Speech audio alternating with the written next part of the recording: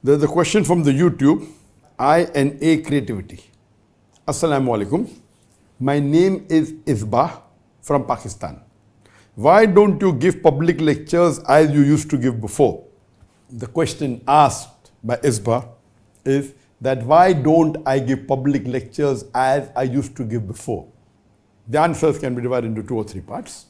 Number one, I remember when I started doing dawah in the early 90s. I got inspired by Sheikh Didat in 1987. I was doing mainly one-to-one dawah. Then in the early 90s, I started giving public talks. And then I started traveling. The first talk I think I gave was in South Africa in 1994. My first talk outside India. And then I remember I used to give a lot of talks. I remember when I went to Kuwait in 1998. In one day, I gave 8 talks. One is immediately after Fajr early in the morning, and last talk was 2 o'clock in the night. 8 talks, 8 public talks in a day. I remember when I used to travel towards the end of the 90s and the early parts of 2000, I used to spend maybe a few days and I used to give tens of lectures. On average, few lectures a day, maybe more than 1 lecture a day, 2-3 lectures a day on average. So I spend there about 5 days and about maybe 10-15 lectures. We spend a week and we give maybe 20 lectures. Later on, with the help of Allah subhanahu wa ta'ala, as time went on growing, alhamdulillah, Allah gave more power in my speech. Allah put love and mercy into the heart of the people. Previously, when I used to give lectures, my audience, I remember, Sheikh Ahmad Didat, the person who inspired me, may Allah grant Jannah, Rahimullah, he had told me, when you come to Saudi Arabia, expect few people. Don't expect the way you get in India, thousands of people. And the first talk I gave in Saudi Arabia, it was in 1996, if I'm not mistaken. My first talk in Jeddah, I was expecting maybe 10-15 people, and mashallah, more than 1,000 people came. So Allah has blessed that initially when it started only the numbers were in thousands. Okay, Western countries were initially few hundred, then into thousands. But as Allah subhanahu wa ta'ala kept on putting love of me into the hearts of the Muslims and even many of the non-Muslims, then the strategy changed, and maybe in the year 2010 onward, etc., I preferred giving few lectures with larger audiences. And that's how my talks became few, but the numbers became large. And then we were more involved in the media. We used to record the programs and see to it that many people used to watch. So that's how most of the talks abroad, used to have large gathering. Maybe if you see from the year 2010 to 2016, we had to travel a lot. The audiences abroad were 5,000, 10,000, 20,000, 50,000, large gatherings. In India, it was 100,000, 200,000, 500,000, 1 million. So few lectures, larger audience. If you count the number of people in public talks, every year increased. Means if I went to a city and spent 5 days and gave maybe 15 talks, or spent 2 weeks and gave 20 talks. Now I go to a country, I give talks only on the weekends. But the number of people coming for the talks, for those 2 talks, are much more than 10 talks put together. That's number one. But that's not the only thing.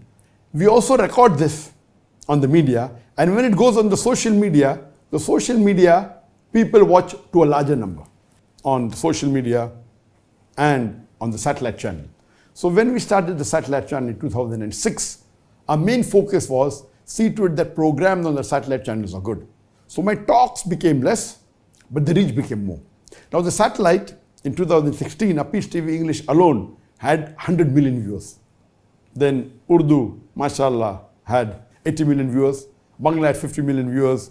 Chinese had 20 million viewers. Now the viewership has a little bit declined. So previously it was about 250 million all put together. Now it may have reduced to maybe 200 million all put together. Because more people are watching social media, but the television yet has its advantage. So now because of social media, we are coming on the social media. The Facebook is there. Now my Facebook has 23.9 million, mashallah, subscribers. The YouTube has 3.89 million subscribers, and the Instagram, so on and so forth. So in terms of lectures, I do agree with you. Public lectures, I do agree. It has reduced. And, because of the onslaught of the Indian government 2016, after that, 2016, I only started traveling to countries which are more friendly to Muslims, as well as those countries which I know doesn't have good hold of India. As you know that because of the onslaught of the Indian government, the BJP government, Narendra Modi had to do hijrah in 2016 from India to Malaysia. After I did hijrah, of course the Indian government was after me. So after 2016, whenever I traveled to any country, whether Muslim or non-Muslim country, I did not travel to the country until I had invitation from the head of state or the home minister. So all the countries that I've traveled after 2016, all it was an invitation or it was a sanction or a nod from the head of state, whether it be the prime minister or the president or the sheikh or the king or the person, or from the home ministry. Because I wanted to be safe and secure, because India is a very powerful country and you know that Modi is very powerful and is close to many countries, especially Muslim countries. So any country I went, I saw to it that it was hosted by the government, by the head of state or by the home minister. So that's the reason after 2016, one of the reasons that the countries where I used to travel before without this condition, I stopped going. The invitations are yet coming. Anyone invites me, I say, if you give me the invitation from the head of state or from the home minister, I'll come. I remember in 2020, April, I was invited a couple of months, I think in January 2020, I was invited. There's going to be a program in April in Canada where Justin Trudeau, who is the president of the Prime Minister of Canada, he was going to be the chief guest. I was called as a guest of honor, and the Muslim MP was invited and accepted that because it was through the government and indirectly the head of state of Canada was there. But unfortunately because of COVID, the program was cancelled. So one thing that in between, okay, in 2016 I traveled to many countries, 17 I traveled, but during the span, when I came and I migrated to Malaysia, I was here for 1 year rest and then I started traveling again, but then COVID came. So in 2020 and 21, I did not travel because of COVID. But one thing good that happened is I started this session as Dr. Zakir. In 2020, I remember in Ramadan, it was in April, the lockdown came in March, and I said, okay, now I cannot travel, all the programs have been cancelled, there was no talk, not in Malaysia, not outside, what to do? And I like giving talks. So we started this as Dr. Zakir, and that time when we started in Ramzan, in April 2020, I used to give twice a week. But then I realized that giving twice a week, reading the questions, we thought it would be easy, only the talk and maybe a couple of hours of preparation and giving the talk. We realized that average in a week, 20,000 questions started coming. So the biggest ordeal is to read these questions. So I had a team, and my team doesn't read all the 20,000.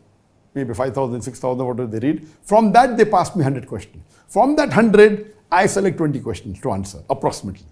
So then, after Ramadan, because of all my other activities, the satellite, etc., I reduced it to once a week.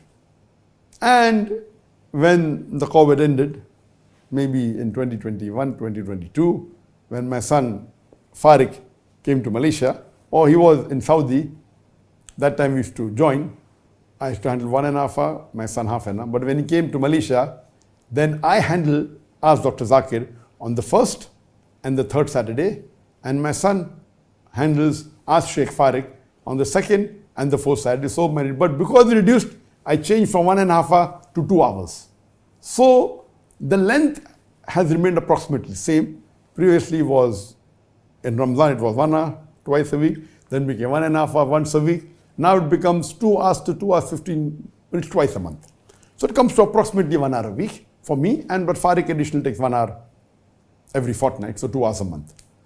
But naturally the audience on the social media live, on the Facebook, on the YouTube, on the Instagram, on the Peace TV, the thing is large. But coming back to your question, yes, public talks has reduced. Now one thing is there, I prefer public talks because in public talks I enjoy, and I'm giving a talk standing, I can see the audience live. It's different than talking in front of a camera. Both are different. But one good thing that happened in the Ask Dr. Zakir Naiks sessions, We are in the 12th season.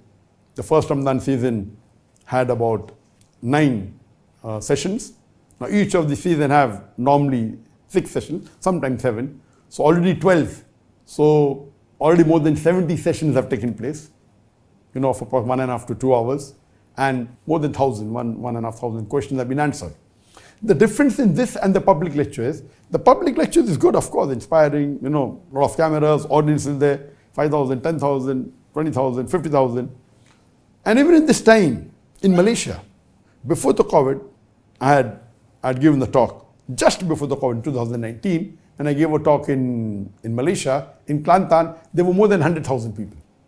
In 2017, when I gave in Indonesia, there were 110,000 people in Jakarta. So the audiences, of course, those talks with the number of cameras, 12, it's much better. In terms of impact, it is 10 to 20 times better. But as far as the talks are concerned, excellent. As far as the questions are concerned, there were many questions which were repetitive. And we cannot say this question has been asked 1 year back, I cannot answer. I cannot say this question was, yes, if it's asked same day, I can refuse answering. Or if it was asked yesterday in another talk in the same city, I can say it was answered yesterday. But I cannot say it was answered 1 month back in Nigeria or 1 month back in Qatar. I have to answer. So there were questions which were repetitive. So if you remove the duplicate, suppose every public talk, I may handle about 10 to 20 questions, out of which more than 50% are repetition. Or some questions which ask twice, some 3 times, some 10 times. So the net impact, you could say unique question, you could say 25% only. Absolutely unique. In this program, ask Dr. Zakir, the repetitions are very few. Maybe less than 10%. So when we get this 20,000 question, my staff has been trained that if the questions normally which I've already answered in public lectures, avoid them. If it is already answered in this, avoid them. Sometimes there are repetition if it has a different angle. So there are questions which are repeated. Therefore, I say 10% less than that. It may have a different angle, so half the answer may be same, half may be new. So the questions are unique. So in these 3 years, 20, 21, 22, this 3 or 4 years, the question on my Ask Dr. Zakir is more information than all my questions in about 15 years of my public lecture.